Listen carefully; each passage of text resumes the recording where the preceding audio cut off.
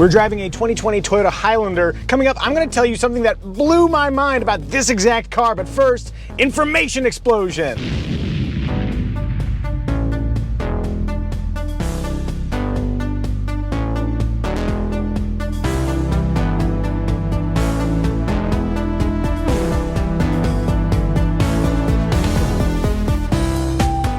Let's get the ball rolling. Interior. Sweetie, what do you think about the interior of the new Toyota Highlander? I think it's well laid out and user-friendly for the most part, but I really dislike the materials that were chosen for this particular one. There's too many different kinds of materials, and I really dislike how well the piano black shows fingerprints. And also very reflective, so if you try and shoot video of it, it's very hard to see what the things are. So when you shoot video of your Highlander... I hope you're paying attention to that. Does the brown and the tan work together? I actually think the brown and the tan work together. I dislike brown and gray together. Okay. This is why we have you here. I don't know these things. I also hate how these knobs feel like you're gripping a bottle cap. They do have a very thin edge, so it feels like you might almost get a paper cut from it or something. It does! But I would say overall, it's a very functional space. So you've got these little like slots here on the dash that you can store stuff. There's a little hole where you can run a cable up and set your phone there. There's decent door storage. The center console is really interesting. It slides back, and then you've got an optional wireless phone charger. And then if you flip it up, there's a little bin, and then it goes even deeper. It's a really big space, and what's really remarkable is that when you roll this back, the surface is soft. Normally a rolling surface would be hard, and it really isn't. So in fact, I'm gonna get to it a little bit early. Armrest test. In a 9 and 3, my elbows do not touch the armrest. In an 8 and 4, they only touch the inboard one. It's a very soft surface and it's okay positioning. I'm gonna give that an elbow up, but on the outboard, literally can't touch it. It's just too far out. It is soft though. I'm just gonna give that a half elbow right there. And as long as we're getting tests out of the way, rear window test.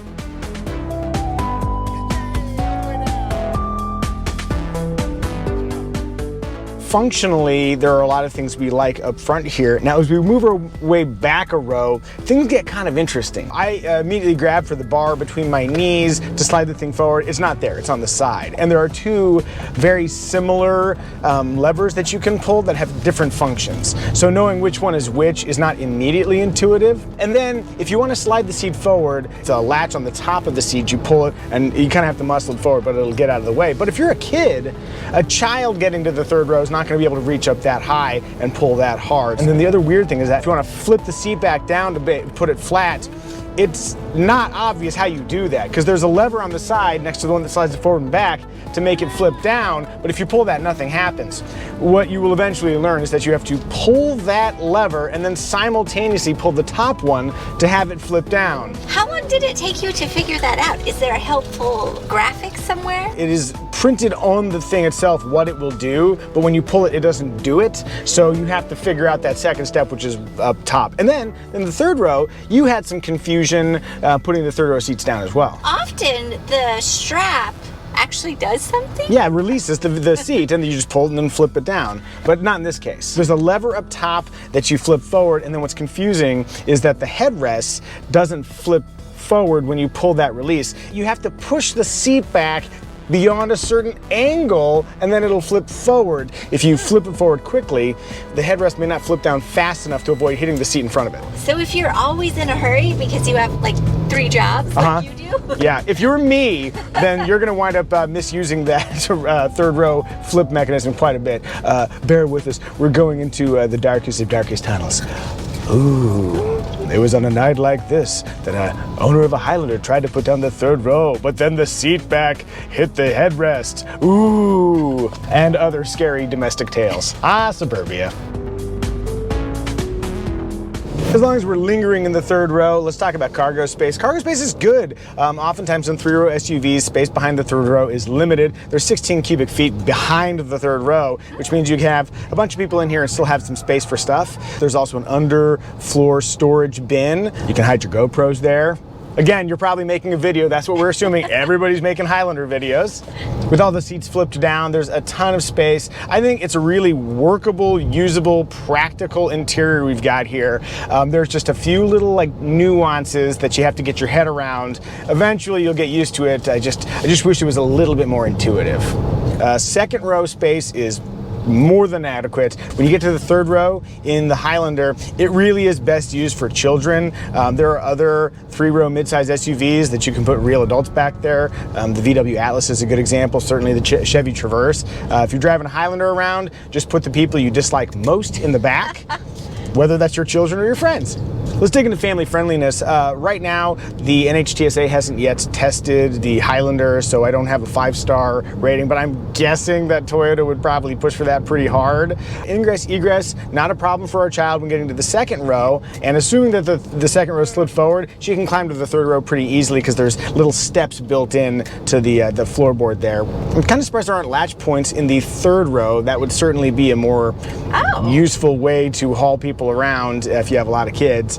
Maybe they want to push people up to the Sienna where there are a few more latch points, but that might be something that I would improve were I designing Toyotas, which thank heaven I am not. Oh man. In total, what do we think? Is the Toyota Highlander family friendly? Definitely. Oh, mercy, yes, yeah. If it's anything, it is family friendly. You know, I didn't mention before, we already deemed the Highlander family friendly, but if you look in the gauge cluster, when you start the Highlander up, there's a little thing that tells you which seat belts are latched and which are not.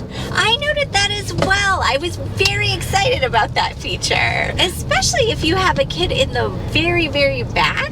I was curious how common that is. It's pretty common in Toyotas. In fact, it's standard on a Corolla. Oh, wow. Who knew? You didn't, but I did. Well, that question answered itself right quick. Last thing about the interior, Toyota does a darn fine job with seat comfort. Sweetie, how is your seat comfort? So I really led the question there, but how are you feeling?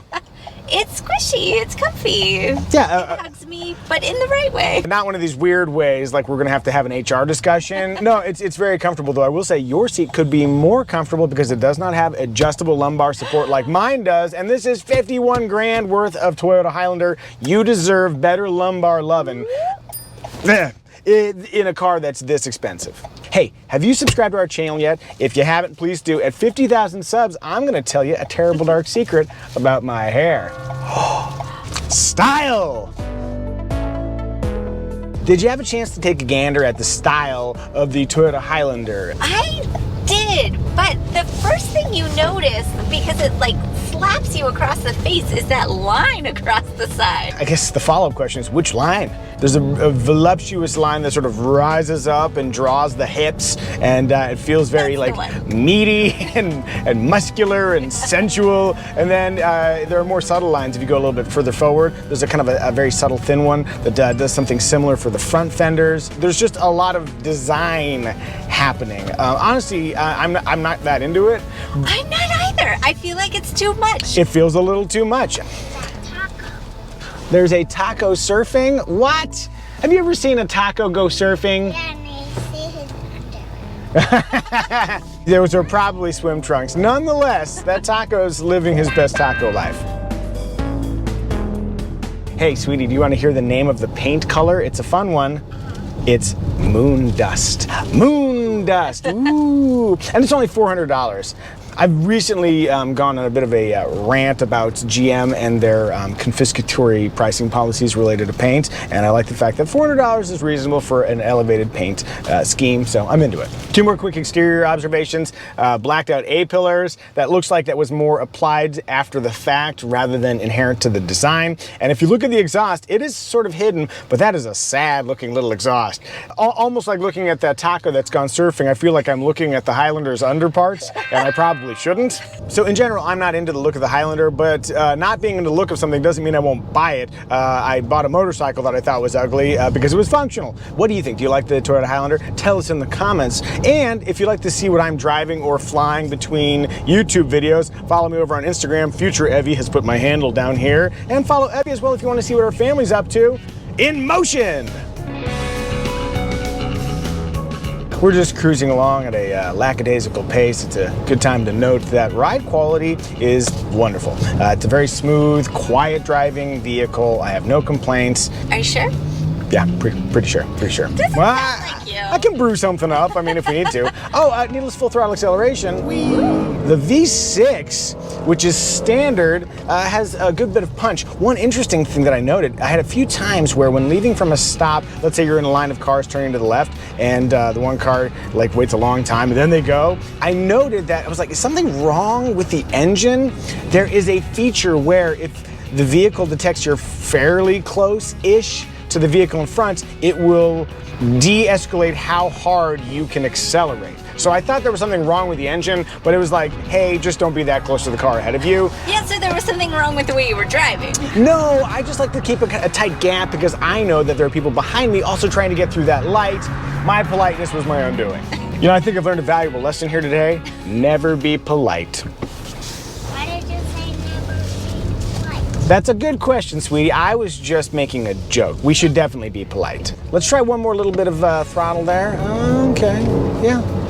It feels pretty good. It sounds pretty good for an SUV too. It's a V6. That V6 is connected to an 8-speed automatic transmission, and in normal driving, you just won't think about it. As far as handling is concerned, this is not a fun vehicle to drive necessarily, but you know, much like we talked about with the RAV4, fun is not the purpose. Just please, Lord, give me a drive home that is not stressful. Just take the complications away. The Highlander does that. Good job, Highlander. Another day, another drive. What's become of me? Here I am driving into Cyprus. Is this what I wanted? You drove us here. Yeah, but did I? Man. For fun, let's just make a zippy right. I really like the show I watched yesterday. It turns competently, if not excitingly. Oh God, the sun's over there. I gotta find another angle. You'll care about this. Outward visibility is pretty darn good, and blind spot warning comes standard. So if you're trying to make a lane change, you can do so with confidence. Emotion factor. I'll just come out of the gates. I'm not really feeling any emotion, no more than I would feel an emotion towards our coffee maker. It performs a function, and that's great. But don't have to bring emotion into it. I'm sure if this was our vehicle, I would enjoy the functionality of it. Yeah, you'd warm up to it. Yeah, it is just more functional than emotive. But that's okay. You know, I'm stammering for something to say. Hey, but if you're feeling an emotion and you'd like to buy a Toyota Highlander of your very own, check the Kelley Blue Book listing link in the description. Remarks! The standard equipment list on the Toyota Highlander is extensive. Smart key access, 3-zone automatic climate control, a powered driver's seat, 18-inch wheels, all of that stuff is standard. Now I'm feeling emotion. And emotion, I'm feeling intrigued. Ooh, intrigue, yes. Consequently, with all of that standard equipment, the base price is higher than darn near every other midsize 3-row SUV that you can buy. Also standard is an 8-inch infotainment screen, but we are fancy Muzios driving the Platinum one, and so we've got this 12.3-inch unit. And I like the real estate. I feel like there's a little bit of room to make it look a little more modern, but it is kind of neat though that you can have the climate control, or you can have 2 different kinds of displays available and kind of move it around. It's reconfigurable. It's all quite functional. One weird thing is that you have this kind of low-res backup camera, and it's coupled with this. Here, check this out. Okay, so that's what the backup camera looks like. Oh, wow. That's the 360 camera, which looks great, and you can do a big fly around when the vehicle is stationary. Let's say you've just gotten into your car and you want to make sure that the Hamburglar isn't hiding behind your quarter panel, ready to steal your delicious burgers. You just push this button and it does a whole fly around of the vehicle and shows you everything that's around you. Hamburger's safe. This particular Toyota Highlander has all-wheel drive, and with the V6, the all-wheel drive system has torque vectoring abilities. So not only can it apportion torque evenly between the front and rear wheels, it can send up to 50% to the rear, but it can also send power then to the right or left tire as needed. So let's say you're turning right, you can overdrive the outside left tire to help the car rotate There are also a variety of drive modes, and what is interesting is that the street modes are controlled by this little switch here, and then the off-road modes are controlled by a knob. What's up with that? There was probably like some research done by the folks at Toyota. They're like, Jerry, I don't know why you're not getting this. Off-road people like knobs. But see, Denise, that's the problem. You don't get it. People who drive on the street, they want a little toggle. We just could not agree on how to implement it, so we'll just do it all. Is it that you would never utilize these modes at the same time? So you can just very instinctively reach for whatever you'd like? That's a very logical explanation, but I like my dumb one more. Okay, so we're we'll just going to stick with the dumb Micah version. You know what? This is a good spot. I've inadvertently brought us to a horse track. Wow, this is like taking you back to your stepdad. All right, let's go win some money and maybe my lady back. Hard left. Oh, that's an actual quote. That is an actual quote. Pretty tight turning circle, right? Yeah. Yeah, well done. Our platinum trim Highlander has a foot-activated liftgate. Let's see how it works.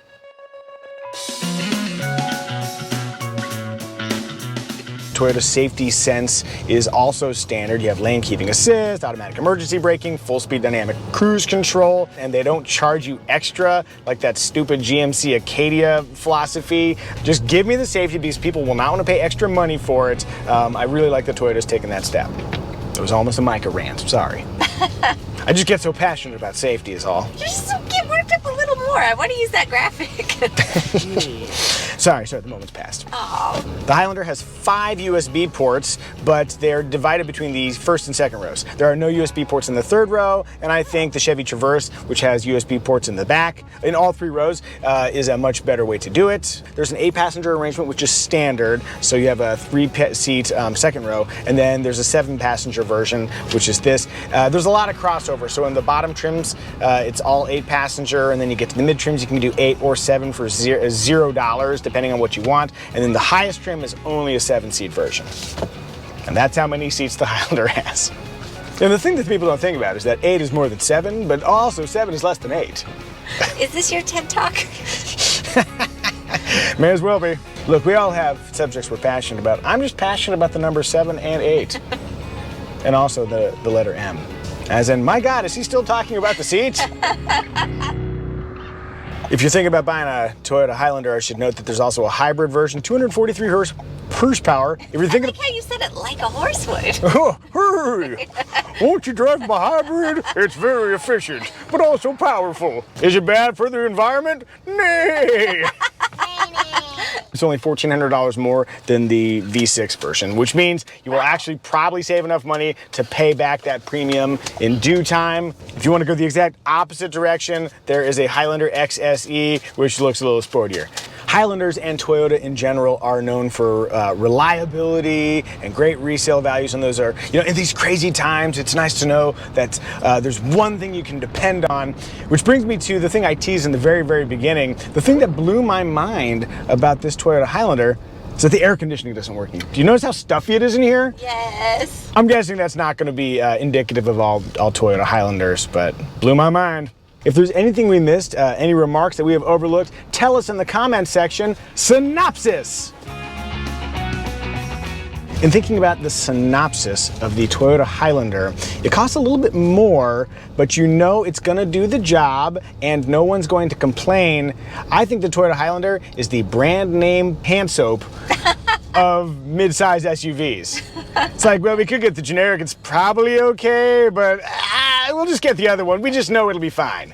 No emotion factor there. No, but your hands are clean. Yay. Do you have a better synopsis? If you do, tell us in the comments section. If you haven't subscribed, be sure to subscribe to our channel. At 100,000 subs, I'm going to review a windowless white van. The creep factor will be high. If you haven't, go check us out over on Instagram. You feel free to send me a message. Keep it polite. Hey, I think that was a pretty successful review, guys. Agreed. Can I have a high five? How about you? You too. Come get your high five.